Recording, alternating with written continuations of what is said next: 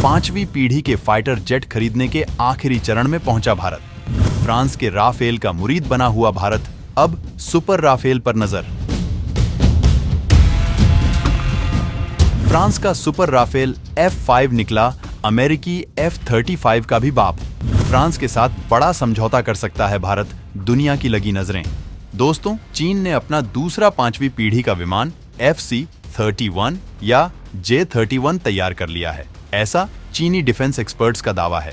चीन इस विमान को एशियाई देशों में भारी तादाद में बेचकर अपनी इकोनॉमी को मजबूत बनाना चाहता है।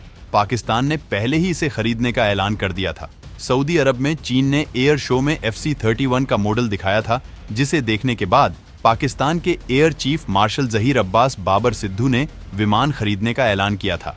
चीन ने अपने इस विमान का प्रमोशनल वीडियो जारी किया है, जिससे इसके लिए बड़े ग्राहक हासिल किए जा सके। अमेरिका के पास 2 5वीं पीढ़ी के विमान हैं, F-22 रैप्टर और F-35, जिनमें से F-22 के बेचने पर उसने प्रतिबंध लगाया हुआ है। चीन ने भी इसी रणनीति के तहत अपने J-20 विमानों की बिक्री पर रोक लगा रखी है।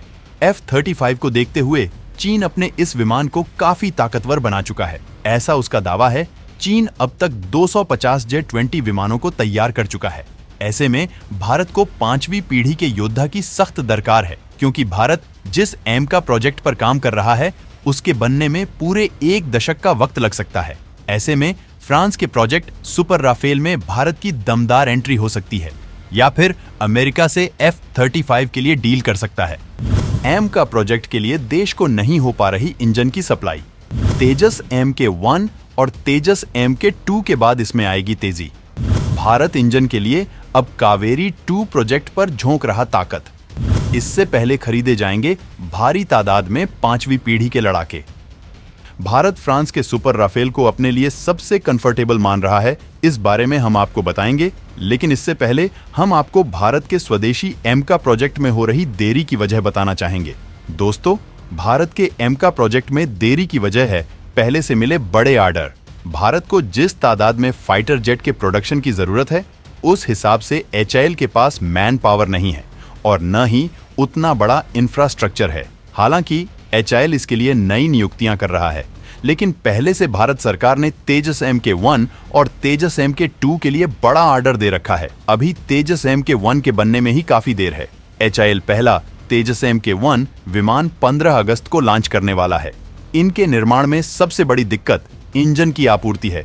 इसके लिए भारत ने अमेरिका से F-404 इंजन के लिए करार किया है, लेकिन अमेरिका ने सितंबर से हर महीने 1 या 2 इंजन देने का वादा किया है। भारत सरकार इसकी आपूर्ति में तेजी लाने के लिए बात करने वाली है।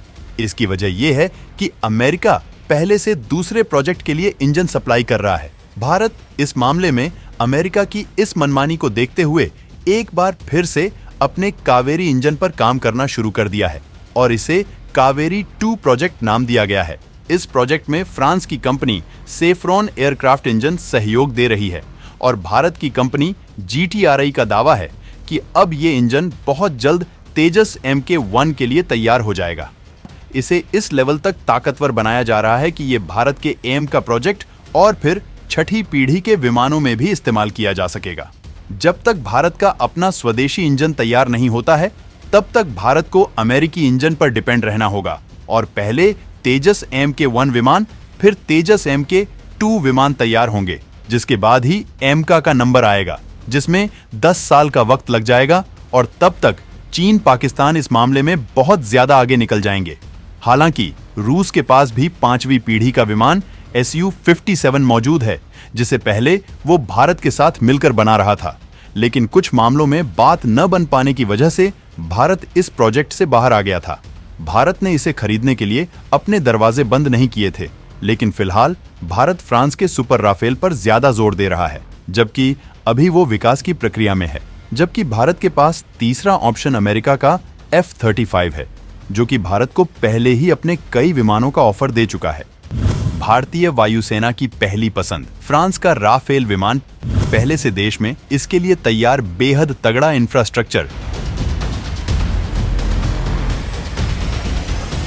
F-35 के लिए अमेरिका भारत पर बनाएगा। तमाम दबाव ऐसे में फ्रांसीसी सुपर राफेल पर नई दिल्ली कर सकता है डील। हाइपरसोनिक मिसाइलों से लैस ये विमान J-20 को करेगा राख।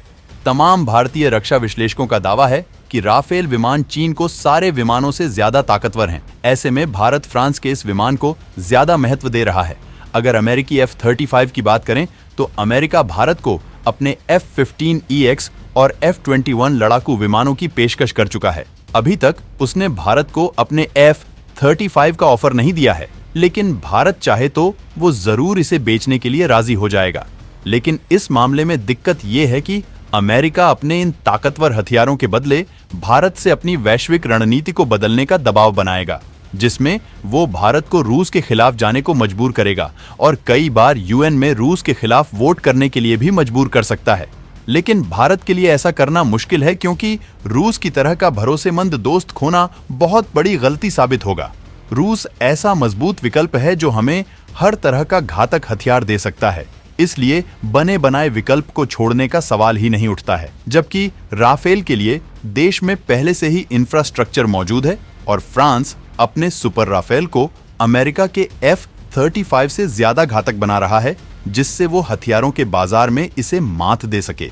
ये कई मायनों में F-35 से बहुत ज्यादा आगे हैं।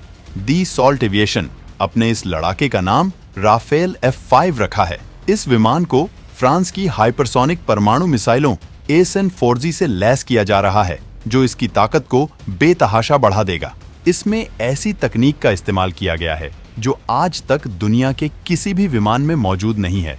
ये सेल्फ डिफेंस सिस्टम के साथ ज्वाइंट जैमिंग रडार से लैस होकर अपने लिए युद्ध के मैदान में एक प्रोटेक्टिव वॉल भी बना सकता है।